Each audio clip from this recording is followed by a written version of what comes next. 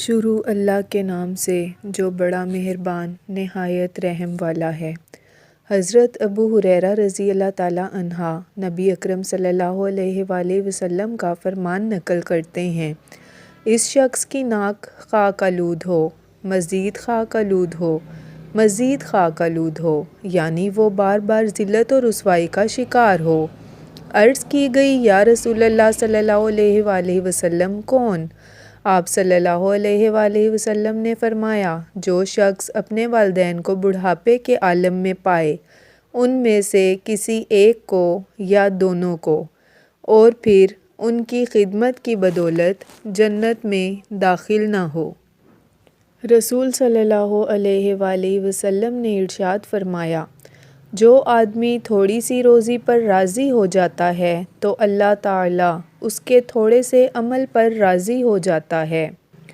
رسول صلی اللہ علیہ وآلہ وسلم نے فرمایا، قرآن پڑھو کیونکہ قیامت کے دن یہ اپنے پڑھنے والے کا سفارشی بن کر آئے گا۔ حضور صلی اللہ علیہ وآلہ وسلم نے فرمایا، جو دسترخوان پر گری ہوئی چیز اٹھا کر کھاتا ہے، اس کی اولاد حسین و جمیل پیدا ہوتی ہے اور اس سے محتاجی دور ہوتی ہے۔ اللہ تعالیٰ ہمیں ان احادیث پر عمل کرنے کی توفیق عطا فرمائے، آمین۔